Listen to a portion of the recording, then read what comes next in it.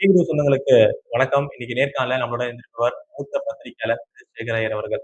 வணக்கம். வணக்கம். Iran, Israel அந்த யுஎஸோட போர் அது நடந்துட்டு இருக்கனால, அத ஒட்டி இங்க வந்து அந்த எனர்ஜி கிரைசிஸ், எல்பிஜி டிமாண்ட் இருக்கு. கேஸ் டிமாண்ட், பெட்ரோல், ஆயில் அந்த பிரச்சனை இங்க பெருசா போயிட்டு இருக்கனால, ஃபர்ஸ்ட் டைம் வந்து ஆல் பார்ட்டி மீட்டிங் ஆளுகிற அரசாங்கம் மூலியமா ஆல் பார்ட்டி மீட்டிங் நேத்து வந்து கண்டக்ட் பண்ணியிருக்காங்க. அதுல என்ன பேசப்பட்டது? என்ன மாதிரி விஷயங்கள் வந்து அதுல அதாவது எதிர்க்கட்சிகள் பல குற்றச்சாட்டு தொடர்ந்து வச்சிருக்காங்க மோடி அரசு மேல. அதாவது எதுக்கு நீங்க இஸ்ரேலுக்கு ஏன் போயிட்டு வந்தீங்க? பிரதமர் மோடிய பத்தி. இந்த நீங்க போயிட்டு வந்து 2, 3 நாள்ல தானே இது ஆரம்பிச்சுச்சு. அப்போ ஏதோ இந்த போர்ல நம்ம ஏதோ கை குடுத்தா மாரி இருக்குது. இதனால நம்ப ஈரானோட உறவு பாதிக்கப்பட்டுடுச்சு. இந்தியாவோட ஒரு பெரிய வெளியுறவுலயே அது ஒரு பெரிய இதுவாக்கும், பாதகம். அத தவிர்த்து இப்ப இந்த மாரி வர ஒரு கிரைசிஸ நீங்க ஏன் முன்கூடியே ஏன் யோசிக்கல? போர் வரும்னு தெரியும். முன்னாடியே ஏன் சிலிண்டர் வாங்கி வைக்கல? முன்னாடியே ஏன் கேஸ் இது பண்ணல? அப்படின்னு பல குற்றச்சாட்டுகள். அந்த குற்றச்சாட்டுகள தொடர்ந்து அரசு தரப்பிலிருந்து தினந்தோறும் ஒன்றொன்றாக எடுத்து சொல்கிறார். அதாவது என்னன்னா, இஸ்ரேலோட முதல் கேள்வி என்னன்னா, இஸ்ரேலுக்கு எதுக்கு போயிருந்தீங்க? அதுக்கு வெளியுறவு அமைச்சர் ஜெய்சங்கர் ரொம்ப கிளியரா பதில் சொன்னார். எதிர்க்கட்சிகள் கேட்ட கேள்விக்கு. என்னன்னா, இஸ்ரேலுக்கும் இந்தியாவுக்கும் ஒரு தொடர்ந்து பாதுகாப்பு ஒப்பந்தம் இருக்குது. நமக்கு டிஃபென்ஸ் இதுல டெக்னாலஜி நெறைய குடுத்துருக்காங்க. குடுத்துக் கொண்டு இருக்கிறார்கள். அமெரிக்காவோடும் நமக்கு அதே மாரி ஒரு ஸ்ட்ராட்டஜிக் இது இருக்குது. உறவு இருக்குது. கடந்த ஆப்பரேஷன் சிந்தூர் மாரி இது போது இந்தியாவுக்கும் பாகிஸ்தானுக்கும் ஏற்பட்ட இதுல, இஸ்ரேல் நமக்கு ரொம்ப முக்கிய நமக்கு உதவி பண்ணியிருக்காங்க. அதனால இது தொடர்ந்து இருக்கிற நிலைமை 1. 2வது நாங்க எல்லாரோடையும் பேசிட்டு இருக்கோம். அமெரிக்காவோடையும் பேசுறோம், இஸ்ரேலோடையும் பேசுறோம், ஈரானோடையும் பேசுறோம். நீங்கள் நினைப்பது போல எங்களுக்கு ஒண்ணும் உறவு ஈரானோட ஒண்ணும் மோசமா இல்ல. ஏன்னா ஈரானோட தொடர்ந்து பேசுறதுனால தான் 4 கப்பல் வந்துருது. இந்த எரிபொருள் எடுத்துன்னுட்டு. இன்னும் 18 கப்பல் இருக்குது அங்க. இந்தியாவோட கப்பல் மீது இல்ல இந்தியாவுக்கும் செல்லும் கப்பல் மீது எந்த தாக்குதலும் இல்ல. அவங்க வந்துட்டே இருக்காங்க. ஒண்ணும் பிரச்சனை இல்ல. ஆனா அங்க அந்த இடத்துல ஒரு பதற்ற நிலைமை நிலவுவதனால, அங்கேருந்து வர சப்ளை எஃபெக்ட் அப்புறம் நமக்கு வந்து என்னன்னா, ஈரானோட நல்ல உறவு. எரிபொருள் ஈரான்ட்டேருந்து வாங்குறோம். அதே மாரி மத்த கல்ஃப் நாடுகள், சவுதி அரேபியாவா இருக்கட்டும், யுஏஇயா இருக்கட்டும், கத்தாரா இருக்கட்டும், பாரேன் இவங்கள்ட்டயும் நம்ம தொடர்ந்து வாங்கிட்டு இருக்கோம். ஓமான். அப்படி இருக்கும் பொழுது, இது ஒரு ஒரு நமக்கு எல்லார்ட்டயும் தான் வாங்கிட்டு இருக்கோம். அப்புறம் ஒரு பர்ட்டிகுலர் சோர்ஸ் நம்ம டிபெண்டன்ட் இல்ல. எல்லார்ட்டேருந்து வாங்குறோம். இத தவிர்த்து வந்து இத முன்கூடியே எவ்வளவு யோசிக்க முடியும்? ஏன்னா பாருங்க, நமக்கு ஆல்ரெடி ஸ்ட்ராட்டஜிக் ரிசர்வ்ன்னு உண்டு. எல்லா நாடும் இவ்வளவு எப்போதும் வச்சுப்பாங்க. இப்ப நாளைக்கு வந்து வாட்டர் சப்ளை தண்ணி நிறுத்தப் போறாங்கன்னா, நீங்க 2 பால்டி புடிச்சு வச்சுப்பீங்க. 2 பாத்ரூம் இருந்தா 2 இதுல புடிச்சு வச்சுப்பீங்க. அவ்வளவுதான். அதுக்கு மேல எங்க புடிச்சு வச்சுக்க முடியும்? கிச்சன்ல ஒரு ப பக்கெட்ல புடிச்சு வச்சுப்பீங்க. அதுக்கு மேல புடிச்சு வைக்க முடியாது.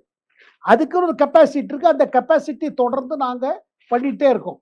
விசாகப்பட்டினத்திலயும், மங்களூருலயும் பெரிய பெரிய கிணறுகள்.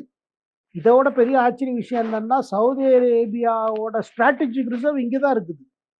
யுஏஇயோட ஸ்ட்ராட்டஜிக் ரிசர்வ் இங்க வச்சிருக்காங்க.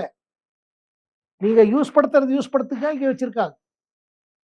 இந்த போர் வந்து பாருங்க, இது வந்து என்னன்னா, இந்த போர் நாங்க எதிர்பார்க்கல. உண்மதான். ஆனா அதே நேரத்துல ஈரானோட மேட்டர்ல பாருங்க, இஸ்ரேலுக்கும், ஈரானுக்கும் ஒரு தனி இது. ஏன்னா இஸ்ரேல் க்கு என்ன இதுன்னா, அந்த அக்டோபர் 7ஆம் தேதி 2023 ஹமாஸ் தாக்குதல் ஒண்ணு பெரிய தாக்குதல் இருந்தது இஸ்ரேல்ல.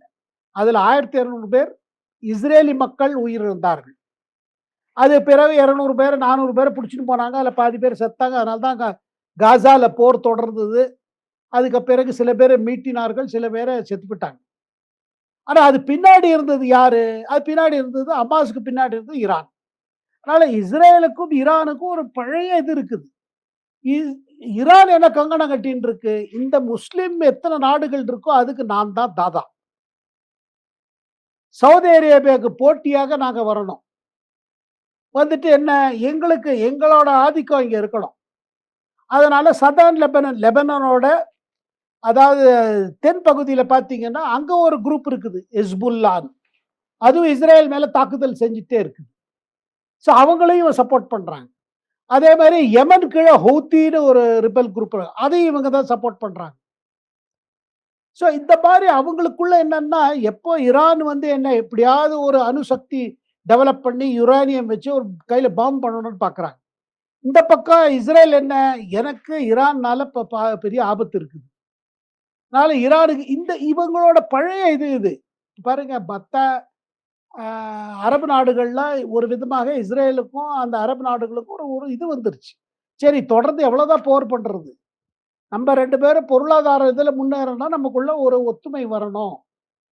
ஒரு கோஆப்பரேஷன் வரணும். ஒரு ட்ரேட் லிங்க்ஸ் வரணும். அதனால தான் ஏப்ரஹாம் அக்கார்டுன்னு அமெரிக்கா சொல்லி பல பேர் கையெழுத்து போட்டாங்க. ஒண்ணும் சவுதி அரேபியா கையெழுத்து போடுறதுக்குள்ள இந்த அப்பாஸ் தாக்குதல் இஸ்ரேல் ஆச்சு. அது நின்று போச்சு.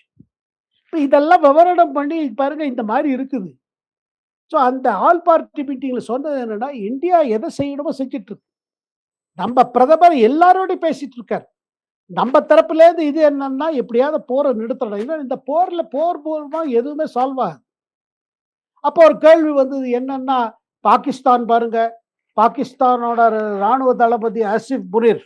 அவர் வந்து ஈரானோட அந்த சபாநாயகரோட பேசுறாரு. அப்புறம் அமெரிக்காவோட துணை ஜனாதிபதி அங்க போறாரு பாகிஸ்தான்ல. பாகிஸ்தான் முன்கூடியே பேச்சுவார்த்தைகள் நடத்துது. இந்தியா விட்டு போயிடுது. இந்தியாவுக்கு ஒண்ணுமே பிக்சர் இல்ல. அதுக்கு ஜெய்சங்கர் ரொம்ப அழகா பதில் சொல்றார். என்ன பாருங்க, பாகிஸ்தான் இந்த மாதிரி நடு வேலை செய்யறது, அவங்க செய்யறது வேற. 1981 இந்த மாதிரி பண்ணிட்டு இருக்காங்க. ஆனா நம்ம பண்ணுவது என்னன்னா, வி ஆர் நாட் தலால் இல்ல. நம்ம பண்றது என்னன்னா, எல்லாரையும் உட்காத்தி வச்சு பேசணும். அதனால தான் நம்ம பிரதமர் போட்டா ஈரானோட ஜனாதிபதி போன் எடுக்கிறாரு. நம்ம மேல விசுவாசம் இருக்குது. அப்புறம் அந்த கப்பல் சம்பவம் எப்படி ஈரானோட ஒரு கப்பல் அப்போசிஷன் அப்போசிஷன் இந்த வார்த்தையை அப்ப உபயோகப்படுத்தியிருக்காங்களா? பாகிஸ்தான் வந்து மீடியேட்டர், இந்தியா வந்து ஸ்பெக்டேட்டர் அப்படின்னு சொல்லிட்டு பாகிஸ்தானை பிரைஸ் பண்ணி பேசியிருக்காங்க. ஆமா. இல்ல பாகிஸ்தான் முன்னாடி போயிட்டு நம்ம என்ன பண்றோம்? இது வந்து ஒரு ஃபெயில்யூர். மோடியோட ஃபாரின் பாலிசி ஃபெயில்யூர். அதை ஈவன் இனி காங்கிரஸ் தலைவர் சசி தரூர் கூட சொல்றாரு. அவர் வந்து சொன்னாரு, இல்ல இந்தியா கொஞ்சம் ரெஸ்ட்ரெயின்ட்டா இருந்தது, நல்லா இருந்துச்சு. ஆனா இப்ப எனக்கு பார்க்கும்போது தோணுது என்னன்னா, இது வந்து இது நெகட்டிவா போகுது இந்தியா. அதுக்கு இந்தியா இதுல எந்த விதமான பதற்றம் இல்ல. காரணம் ஈரானுக்கு ஒரு பக்கத்துள்ள நாடு பாகிஸ்தான். அண்ட் அமெரிக்கா பாகிஸ்தானோட இதுல வச்சுன்னு கூட அங்கே தாக்குதல் நடத்தியிருக்கு. நம்ம இதுல யாரையும் நம்ம தாக்குதல் பண்ண விடல. ஸோ அதனால என்ன சொல்லப்பட்டதுன்னா, எரிபொருளா இருக்கட்டும், கேஸா இருக்கட்டும், எதுவா இருந்தாலும் நீங்க பார்த்தீங்கன்னா, நம்ம தரப்புல செய்யக்கூடிய விஷயம் என்னன்னா, எப்படியாவது போர் நிக்கணும் தான் நம்ம பிரயத்தனம் பண்றோம். இதுல ட்ரம்ப் கூட பேசியிருக்காரு மோடியோட. அப்புறம் இந்த ஹோர்மூஸ்ன்னு அந்த இது இருக்கு பாருங்க. Strait of Hormuz. எது வழியா கப்பல்லாம் வருது எரிபொருள் எடுத்துட்டு. அந்த இடத்துல டென்ஷன் ஆகக்கூடாது. எப்போதும் திறந்து இருக்கணுங்கிறது தான் இந்தியாவோட இது. ஸோ மொத்தம் பார்த்தீங்கன்னா, அந்த ஒரு 1 1/2 மணி நேரத்துக்கு மேல நடந்த அந்த ஆல் பார்ட்டி மீட்டிங்ல எதிர்க்கட்சிகள்ட்ட எந்த விதமான சந்தேகம் இல்ல.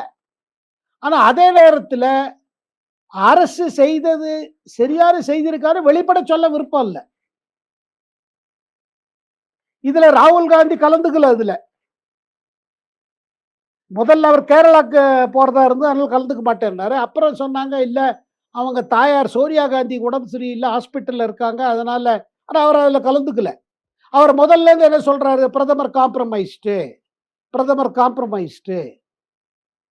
என்னன்னா, நம்ம எதிர்க்கட்சிகள் வந்து இந்த நேரத்துல அவங்களுக்கு முன்னாடி ஒண்ணுமே தெரியல. பிரதமர் மோடி தான் தெரியிறாங்க. இந்தியாவுக்கு என்ன பிரச்சனை? இந்தியாவுக்கு எரிபொருள் பிரச்சனை. இந்தியாவுக்கு என்ன ஆகுது? ஏன்னா அரசு தரப்பிலே தொடர்ந்து சொல்லப்படுறது.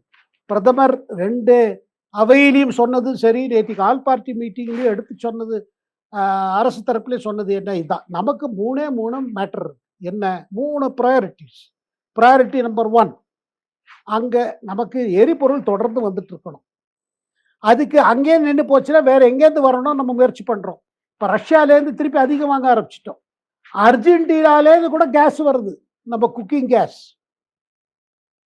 இப்ப பல சோர்ஸஸ் பார்க்குறோம். இந்த போர்லேருந்து என்ன கத்துக்கிட்டோம்னா, ஒரு சோர்ஸ்ல டிபெண்ட் பண்ணக்கூடாது. அடுத்தபடி ஆல்டர்னேட்டிவ் வச்சிருக்கணும். இது நன்னா ஒண்ணு புரிஞ்சுக்கிட்டோம். 1. 2வது நமக்கு 2வது இது என்னன்னா, இந்திய இந்திய மக்கள், அதாவது இந்தியன்ஸ், இந்திய குடிம அ இந்தியன் குடிமகள், இந்தியன் சிட்டிசன்ஸ் பார்த்தீங்கன்னா, இந்த கல்ஃப் கண்ட்ரீஸ்ல 90 லட்சம் பேர் இருக்காங்க. இவங்களோட பாதுகாப்பு, நாளைக்கு வேற ஏதாவது மோசமாச்சுன்னா, அவங்கள எப்படி வெளியில கொண்டு வருது? துபாயா இருக்கட்டும், அபுதாபியா இருக்கட்டும், எப்படி கொண்டு வருது? அடுத்தது என்ன பெரிய விஷயம் என்னன்னா, இது ஒரு பக்கம். அவங்களோட பாதுகாப்பு நம்ம கவல.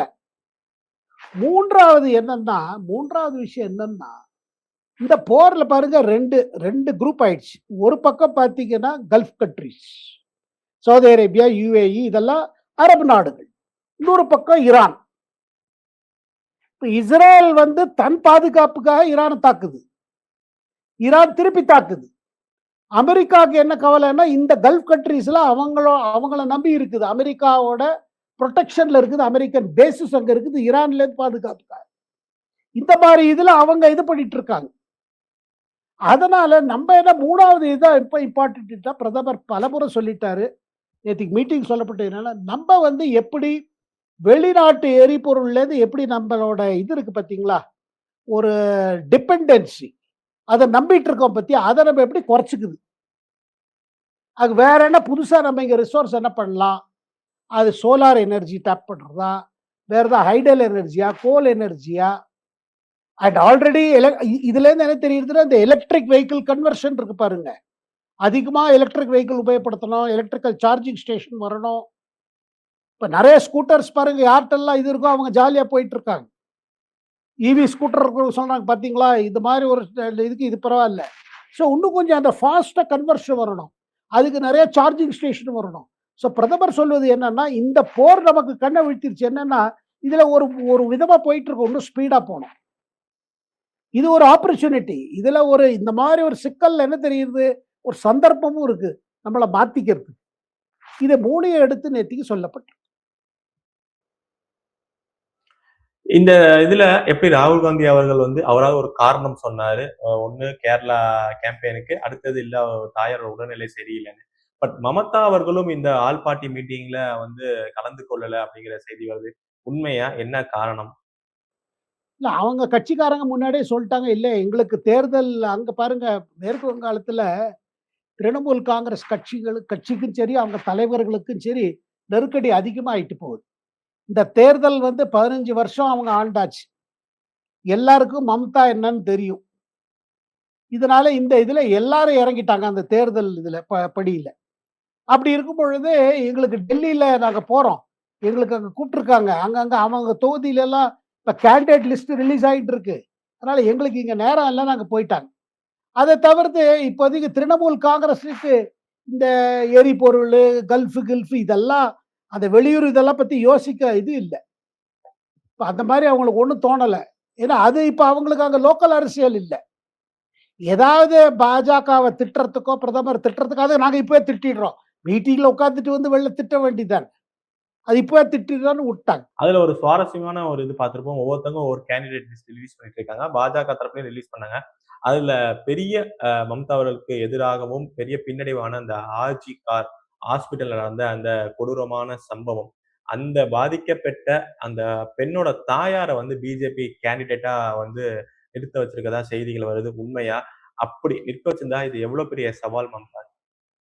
இந்த பாருங்க அது உண்மதான். நேத்திக்கு வந்த லிஸ்ட்ல பார்த்தீங்கன்னா, பேர்ல அந்த லிஸ்ட் பேர் கேண்டிடேட் பேர்ல அவங்க பேர் இருக்குது. அத அத தவிர்த்து பார்த்தீங்கன்னா, இப்ப அமித்ஷாவும் நாளைக்கு மேற்கு வங்காளத்துக்கு போய் இறங்குறாங்க. பிஜேபி பார்த்தீங்கன்னா, தேர்தலுக்காக உச்சக்கட்ட பிரிப்பரேஷன்ல இறங்கிட்டாங்க. இந்த தரம் நான் எப்படியாவது நம்ம ஏதாவது பண்ணியே ஆகணும்னு. அதுல பாருங்க இவங்க பேர குடுத்தது. அந்த ஆர்ஜி கார் சம்பவத்துல உயிரிழந்த மருத்துவர். ஒரு ரெசிடென்ட் டாக்டரோட லேடி டாக்டர் அவங்கள பாலியல் தொல்லை செய்து அவர் ரொம்ப கொடூரமையா கொலை செய்யப்பட்டார். அதுலேருந்து என்ன தெரிஞ்சுது? கல்கத்தா போல இருக்கிற ஊர்ல, அதுவும் கவர்ன்மென்ட் ஆஸ்பத்திரியில ஒரு பணிபுரியும் ஒரு டாக்டருக்கு, ஆன் டியூட்டி டாக்டருக்கு இந்த மாரி ஒரு சம்பவம் ஏற்பட முடியும்னா, மகளிர்களுக்காக மேற்கு வங்காளத்தில் என்ன பாதுகாப்பு இருக்குது? அது ஒண்ணும் இல்ல. அத தவிர்த்து சந்தேஷ் கல்லின்னு ஒரு ஒரு கிராமம் இருந்தது. அந்த கிராமத்திலே நீங்க கேள்விப்பட்டீங்க, திரிணாமுல் தலைவர்கள், திரிணாமுல் கட்சி அலுவலகத்திலே பண்ண பாலியல் கொடுமை. இந்த தடவ பார்த்தீங்கன்னா, மேற்கு வங்காளத்தில மகளிர்களுக்கான புரொடெக்ஷன், லா அண்ட் ஆர்டர் இது பெரிய இஷ்யூவா இருக்கு.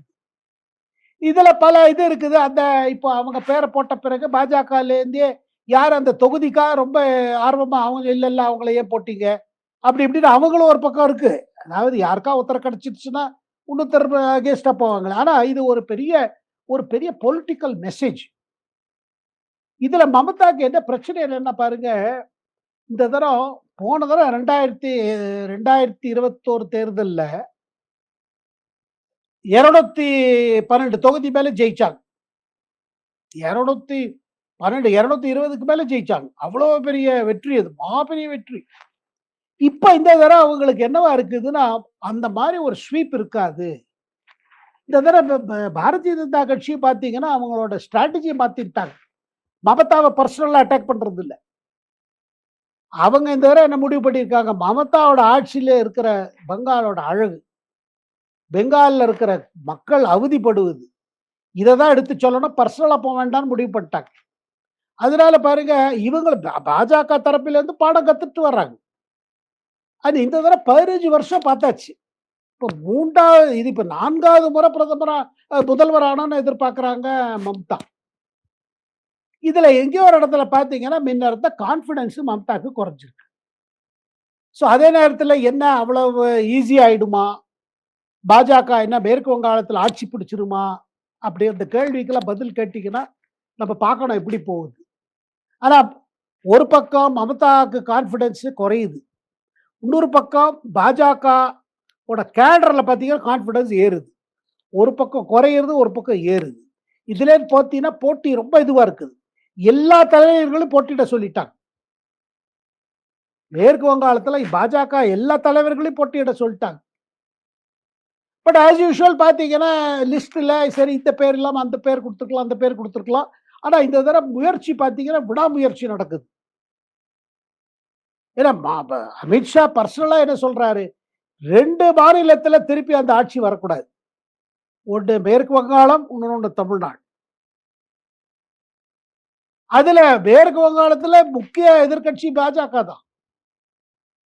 காங்கிரஸ் இதுல மமதாக்கு என்ன ஒரு பிரச்சனை பாருங்க, இந்த தரம் அந்த எஸ்ஐஆர்ன்னு ஸ்பெஷல் இன்டென்சிவ் ரிவிஷன்ல பேர் எக்கச்சக்கமா வெட்டுப்பட்டு 60 லட்சம் பேர் இன்னும் சரியா இல்ல. இன்னும் தொடர்ந்து அங்க இது நடத்திட்டு இருக்கு. விசாரணை நடக்கிறது, ட்ரைபியூனல் நடக்கிறது. எல்லா ஆபீசர்ஸையும் போட்டு கொல்கத்தா ஹைகோர்ட் சூப்பர்விஷன்ல பண்ணுங்க. கடைசி வரையில் எவ்வளவு பேரை சேர்க்க முடியுமோ சேருங்க அப்படின்னு உச்ச நீதிமன்றம் சொன்னதுனால அது பிரகாரம் நடந்துட்டு இருக்கு. அதுவும் இந்த தடவை எலெக்ஷன்ல மமதாக்கு ஒதுக்கிது. என்னன்னா பல பேர் செத்து போனவங்க பேரெல்லாம் நாத்திட்டாங்க. அதை தவிர்த்து ஊர்ல இல்லாதவங்க, அங்கேயே இல்லாதவங்க பேரெல்லாம் நாத்திட்டாங்க. அதனால மமதாக்கு அவங்க கட்சிக்கு என்னன்னா இவங்களெல்லாம் வச்சுன்னு ஒரு இதாக மேனேஜ் பண்ணுவாங்க. செத்தவங்க பேர்ல பல ஓட்டு எப்போதும் விழுவாங்க. அதை மமதாவே சொல்லுவாங்க, இடதுசாரி கட்சிகள் அப்படிதான் பண்ணிட்டு இருந்தாங்க. ஆனா இவன் வந்து அது தொடர்ந்து இருக்கு. முடியல. இதெல்லாம் பார்க்கும்பொழுது மமதாக்கு என்ன இன்னொரு பெரிய பயம் சொல்லிட்டுப்பா, மமதாக்கு எப்போதும் ஒரு சாலிட் சப்போர்ட் பேஸ் என்னன்னா 30% அங்க சிறுபான்மையர் ஓட்டு இருக்குது, முஸ்லிம் ஓட்டு இருக்குது. அது எப்போதுமே சொலையா விழும் மமதாக்கு. மமதாக்கு அந்த 30 வரும் தெரிஞ்சு அதுக்கு மேல எவ்வளவு வேணும்? 15 18 மத்த ஓட்டு கிடைச்சா அவங்க 45ல 48 ஓட்டுக்குள்ள ஜெயிச்சிருவாங்க. சதவீத ஓட்டு. திரிணாமுல் காங்கிரஸுக்கு 45ல 48 விழுந்துடுது, சதவீத ஓட்டு விழுந்துடுது. இந்த தடவை உங்களுக்கு என்ன பிரச்சனையா இருக்கு? இந்த பங்களாதேஷ்ல இருந்து வரவங்க பேர் எடுத்துட்டாங்க, செத்தவங்க பேர் எடுத்துட்டாங்க. இந்த இஸ்லாமியர் ஓட்டு நமக்கு எல்லாம் முழுமையா விழுமா? அதை தவிர்த்து அந்த ஓட்டுக்கு பங்கு கேட்கிற மாதிரி அவங்க கட்சியிலே இருந்த ஹுமாயூன் கபீர்ங்கிறவர் ஒரு எம்எல்ஏ, திரிணாமுல் எம்எல்ஏ, அவர் வந்து இவங்களுக்கு எதிர்த்து ரிவோல்ட் பண்ணி ஒரு கட்சி ஆரம்பிச்சிருக்காரு. நம்ம ஒசவுதீன் ஓவைசியோட எம்ஐஎம் அவங்களோட ஒரு அலையன்ஸ் பண்ணியிருக்காங்க. இதை தவிர்த்து இடதுசாரி கட்சிகள், காங்கிரஸ் கட்சி எல்லாம் தனித்தனித்து போட்டியிடுறாங்க. சரி, இதுல மமதாக்கு என்ன பயம் இருக்கு? இந்த இஸ்லாமியர் ஓட்டு குறைஞ்சிச்சுன்னா நமக்கு உதைக்கும். அப்புறம் எப்போதுமே அவங்களுக்கு ஓட்டு, ஒரு சாலிட் ஓட்டு என்ன கேட்டீங்கன்னா அந்த இதுதான், அந்த மகளிர் ஓட்டு அவங்களுக்கு வேணுங்கிற இதெல்லாம் பண்ணிட்டு இருக்காங்க. இதெல்லாம் தான் அவங்க கொஞ்சம் பயமா இருக்குது. என்ன ஆகும், என்ன ஆகும், என்ன ஆகும். இப்ப காலைல இறுதியான கேள்வி அண்ணா. தமிழகம் அதிமுக வந்து அவங்க கூட்டணி கட்சிகளுக்கான அந்த தொகுதி, எவ்வளவு தொகுதி, என்னென்ன தொகுதி அப்படிங்கிற இத வந்து லிஸ்ட்ட வந்து வெளியிட்டாங்க. அவங்களோட அதிமுகல 23 வேட்பாளர்கள் லிஸ்ட்டையும் அவங்க வந்து அறிவிச்சுட்டாங்க. ஃபர்ஸ்ட் இந்த தொகுதி கூட்டணிகள் கட்சிக்கு அவங்க ஒதுக்கின தொகுதிய ஒரு மூத்த பத்திரிகையாளரா எப்படி பார்க்குறீங்க? குறிப்பா பிஜேபிக்கு. இத டெல்லி எப்படி பார்க்குது? இங்க தொகுதி ஒதுக்கினதுல இருந்தே கொஞ்சம் சலசலப்பு வேற போயிட்டு இருக்கு. அதாவது கார்த்திக், முதல்ல எதிர்பார்த்தது என்னன்னா, இது ஏதோ பெரிய சிக்கல் இருக்கு. ரொம்ப தாமதமா போயிட்டு இருக்கு. இன்னும் கேம்பெயினிங் டேக் ஆஃப் ஆகலையே. அங்க என்னெல்லாமோ பிரம்மாண்ட அனௌன்ஸ்மென்ட்லாம் நடக்குது. இது குடுக்குறோம், அது குடுக்குறோம்னு ஒரு ஒரு இது இருந்தது பாருங்க. ஒரு என்ன சொல்லுவது? அங்க ரொம்ப ஒரு நம்ம தான் ஜெயிச்சுட்டோம். நம்ம ஒண்ணும் வெறும் ஓட்டிங் தேவை கூட இல்ல. அங்க திருப்பி வரோம். அப்படிலாம் திமுக தலைமையில இருந்த ஒரு இது இருக்கு பாருங்க. இப்ப கதை அப்படியே ரிவர்ஸ் ஆயிடுச்சு. சிக்கல் இல்லாம ரொம்ப ஸ்மூத்தா எடப்பாடியார் முடிச்சுட்டார். பல பல முறை இதானாலும் ஃபைனலா பாத்தீங்கன்னா இந்தந்த கட்சிக்கு இவ்வளவு இவ்வளவு சொல்லி முடிச்சாச்சு. இப்ப அந்தந்த கட்சிகள் யாருக்கு கொடுக்கணுமோ அதை கொடுக்க ஆரம்பிச்சிட்டாங்க. இப்ப அவங்க கேண்டிடேட் போட்டு ரொம்ப சீக்கிரமா நடக்கிறது. அதை தவிர்த்து எடப்பாடியார் வந்து தன் கேம்பெயின்ல முழுமையா இறங்கிட்டார். அதனால்தான் பாருங்க, இன்னைக்கு ஒரு பிரபல பத்திரிகையில ஹெட்லைனே போட்டிருக்காங்க, வந்துட்டார் ஐயா வந்துட்டாருன்னு. யாரு? எடப்பாடியார் கேம்பெயின்ல இறங்கிட்டார். சரி, இதுல இருந்து என்ன தெரியுதுன்னா, இந்த பக்கம் கொஞ்சம் ஒரு பூஸ்ட் இருக்கு. அதை தவிர்த்து ஒண்ணு சொல்றேன் கார்த்திக். இப்ப 2 கூட்டணி பார்க்கும் பொழுது, அந்த பக்கம் திமுக கூட்டணியில பாருங்க, காங்கிரஸ் புடிவாதம் புடிச்சு ஒரு 28 தொகுதி வாங்கிட்டாங்க. அது வாங்கியதுனால என்ன ஆச்சு? மத்த கூட்டணி கட்சிகளுக்கெல்லாம் சீட்டு குறைஞ்சிருச்சு. இதை தவிர்த்து தேமுதிகக்கு பாருங்க, அவங்களுக்கு ஒரு 10 சீட்டு, அதுக்கு மேல ஒரு இதுல எங்க சின்னத்திலே போட்டியிடுங்க சொன்னதுனால கமல்ஹாசனோட மக்கள் நீதி மையம் எங்களுக்கு வேண்டவே வேண்டாம், நாங்க தேர்தலில் நிக்கலான்ட்டாங்க. இதெல்லாம் பாத்தீங்கன்னா நல்ல சைன் இல்ல. இதெல்லாம் பாத்தீங்கன்னா ஒரு டென்ஷன். அதுக்கு மேல விசிகே, நம்ம திருமாவளவன் அவங்களுக்கு வக்காலத்து இல்ல, அவங்களுக்கு 2 ஓட்டு கொடுத்துருங்க, அவங்களுக்கு 2 சீட்டு கொடுத்துருங்க, அவங்களோட அந்த டார்ச் இதுலயே பண்ணட்டும், போட்டியிடட்டும் அப்படின்னு அவங்க ஒத்துட்டாங்க. ஸ்டாலினும் கமல்ஹாசனை புகழ்ந்து பேசிட்டாரு. எல்லாம் இது பெரிய தியாகம் அப்படி இப்படி சொல்லியாச்சு. ஆனா இவர் திருப்பி ஆரம்பிக்கிறார். மொத்தத்துல அந்த கூட்டணியில பாத்தீங்கன்னா ஒரு சலசலப்பு இருக்குது. ஒரு ஜெல் கொஞ்சம் லேட் ஆகுது. இன்னும் காங்கிரஸ் கேண்டிடேட் தேடணும். 28 பேரை பார்த்து போட்டோம். அது எப்போ போட போறாங்களோ தெரியாது. இந்த பக்கம் வந்துடும். 2 இதையும் கம்பேர் பண்ணும்போது நமக்கு டெல்லியில இருந்து பார்வை என்னன்னா, அதிமுக தலைமையில் இருக்கிற தேசிய கூட்டணி, தேசிய ஜனநாயக கூட்டணி ஒரு ஹெட் ஸ்டார்ட் கிடைச்சிருச்சு. அந்த இது இருக்கு. அதை தவிர்த்து பாத்தீங்கன்னா எடப்பாடியார் ஃபேஸ்ல பாத்தீங்கன்னா ஒரு கான்பிடன்ஸ் வந்துருச்சு. சொல்ல போனா அவர் ஜெயிக்கிற கலைன்னு ஒண்ணு சொல்லுவாங்க பாத்தீங்களா, இந்த தடவை வெற்றி நமக்குன்னு அந்த கான்பிடன்ஸ் ஃபேஸ்ல ரிஃப்ளெக்ட் ஆகுது. இதுவே பெரிய மெசேஜ் ஓட்டர்ஸ்க்கு. அதை தவிர்த்துங்க இந்த விஜய் ஃபேக்டரு வருவாரா மாட்டாரா இதெல்லாம் இங்க பாருங்க. ஆக்டர் விஜயோட தமிழ் வெற்றி கட்சிக்கு ஏதோ பெருசா போறதுன்னு நினைச்சாங்க. அது கொஞ்சம் அது ஒன்றும் அந்த மாதிரி எதிர்பார்த்த மாதிரி இல்லாம போயிடுச்சு. காரணம் என்னன்னா, ராகுல் காந்தி நம்பிட்டு இருந்தார் விஜய், அந்த அலையன்ஸ் வந்துருமோ அந்த அலையன்ஸ் வந்துருமோன்னு. அதுக்குதான் எப்படியே இழுத்தார். கடைசியில ராகுல் காந்தி தள்ளி வச்சுட்டு அது ஸ்டாலின் சிதம்பரம் ஒரு அலையன்ஸ் பண்ணிட்டார். அதனால ராகுல் காந்தி ஒன்றும் பேசாம இருக்கார். இதுவரை மீண்டும் திமுக தலைமையில் உள்ள அலையன்ஸுக்கு ஒரு ஸ்டேட்மெண்ட் கொடுக்கல, ஒரு ட்வீட் போடல. இப்படி இருக்கும்போது பாத்தீங்கன்னா இது போய் எப்படி சமாளிக்க போறாங்க? எது ரொம்ப சுலபமா வெற்றி நினைச்சாங்களே, இப்ப அந்த மாதிரி தெரியல. எல்லா தொகுதியிலும் போராட வேண்டியிருக்கிற ஒரு சூழ்நிலை வந்து கொண்டிருக்கிறது திமுக தலைமையில் இருக்கிற கூட்டணி. இன்னொரு இறுதியான கேள்வியா, இங்க நீங்க சொல்ற மாதிரி ஒரு திமுக சைட்ல இருந்து அந்த வருத்தங்கள், புகழ்ச்சிகள் வந்து கூட்டணி கட்சியோட இருக்கு. பாண்டிச்சேரியில பார்த்தா ரொம்ப ஆப்போசிட்டா இருக்கு. 5 தொகுதியில காங்கிரஸ், திமுக வேட்பாளர்கள் நிப்பாட்டுறாங்க. கேட்டா இது ஃப்ரெண்ட்லி ஃபைட் அப்படின்னு ஒரு புதிய டெர்ம் வேற சொல்றாங்க. என்ன இது? வெளியில வந்து திருமாவளவன் அவர்கள் சொல்றாரு, காங்கிரஸோட அணுகுமுறை பாண்டிச்சேரியில வந்து எங்களுக்கு வந்து திருப்தியா இல்ல. ரொம்ப வருத்தமா இருக்குன்னு அவர் வெளியிலேயே ஓப்பனா ஸ்டேட்மெண்ட் சொல்றாங்க. காங்கிரஸ் தமிழகத்துல இப்படி திமுக வந்து பண்றனால அங்க பழி வாங்குதோ? இது ராகுல் காந்திக்கு தெரியுதா? இப்படி பாண்டிச்சேரியில ஃப்ரெண்ட்லி ஃபைட் எல்லாம்? கட்டாயமா தெரிஞ்சிருக்கு. ஆனா அதே நேரத்துல என்ன தோணுது, நம்ம கேட்டோம் ஒரு ஃபிகர் கேட்டோம். அத குறைச்சு 28 பண்ணாங்க.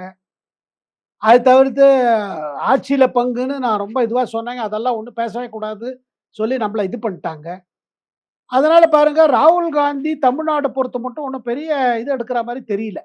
இப்ப தமிழ்நாட்டுல வந்து கேம்பெயின் பண்ணுவாரா? பண்ண மாட்டாரா? இல்ல வெறும் கேரளத்திலயும், அஸ்ஸாம்லயும், மேற்கு வங்காளத்துல இருப்பாரா? இல்ல வெறும் முழுக்க முழுக்க கேரளத்திலே இருந்துட்டு போயிடுவாரா? இந்த மாரிலாம் கேள்வி வர ஆரம்பிச்சிருச்சு. ஆனா ஒண்ணுங்க உற்சாகம் குறைஞ்சு போச்சு. அங்க புதுச்சேரியில என்ன பிரச்சனைன்னா, இந்த கூட்டணிக்கு தலைமை நானா? நீயா? காங்கிரஸ் சொல்றது எங்க தலைமையில தான் எப்போதும் இருக்குது. நாங்க உங்களோட அதிகம். அதுல திமுக எதிர்பார்த்தது என்னன்னா 50, 50. அது 50, 50க்கு ஒத்துக்க முடியல. யாரா ஒருத்தர் ஜூனியர் பார்ட்னர் ஆகணும். அதனால பார்த்தீங்கன்னா, அங்கேயும் கொஞ்சம் ஒரு ஒரு அந்த என்ன சொல்றது? பச கொஞ்சம் குறைஞ்சு போச்சு. அதனால தேர்தல் வெளிப்படையா சொல்லாட்டி கூட உள்ள யாரும் வேலை செய்ய மாட்டாத மாரி தான் இருக்கு. அவங்க தொகுதியில கிடைச்ச போட்டியிடுற தொகுதியில அவங்க ஜெயிச்சுக்கணும். அதே நேரத்தில் பாருங்க என்டிஏ, நம்ம என்ஆர் காங்கிரஸ், பாஜக, இப்ப புதுசா வந்திருக்க எல்ஜேகே இத வச்சுன்னு முதல்ல பிரச்சனை இருந்தது. அதுக்கப்புறம் என்ஆர் ஒத்துக்கிட்டாரு. சரி இந்த கூட்டணி தான் போறது. அதாவது முதல்ல எது பிரச்சனையா தெரிஞ்சதோ அது இங்க சமூகமா பிடிச்சிருச்சு. எது ரொம்ப ஜோரா இருக்கு ஒண்ணுமே பண்ண முடியாது. நாங்க தான் திருப்பி தான் வர்றோம். அந்த இடத்துல பார்த்தீங்கன்னா பிரச்சனை வந்துருது. அண்ட் கட்டாயமாக தமிழ்நாட்டுல இருக்கிற பிரச்சனை இருக்கு பாரு காங்கிரஸ் டிஎம்கே பிரச்சனை. அது ரிஃப்ளெக்ட் ஆயிருக்கு புதுச்சேரியில. ராகுல் காந்திக்கு உள்ளுக்குள்ள ஒரு மனசு வருத்தம் என்னன்னா, நம்மள சைட் லைன் பண்ணிட்டு வெறும் கர்கே, சிதம்பரம் இவங்கெல்லாம் பேசி நம்மள இது பண்ணிட்டாருன்னு இருக்குது. ஆனா அவர் ஒண்ணும் சொல்லல. ஆனா ஒண்ணுங்க, என்ன இருந்தாலும் ஃபியூச்சர்ல பார்த்தீங்கன்னா, காங்கிரஸ், தமிழ் வெற்றி கட்சி ஒண்ணா வரும். இந்த தேர்தல்லலாம் அடுத்த தேர்தலும் ஒண்ணாகும். காரணம் 2 பேருக்கு எனிமி காமன். நிச்சயமா. இவ்வளவு நேரம் உங்க நேரத்த நம்ம தளத்த வந்து பயந்தமைக்கு ரொம்ப நன்றி. நல்லதே நடக்கும். வாழ்க வளமுடன். வணக்கம்.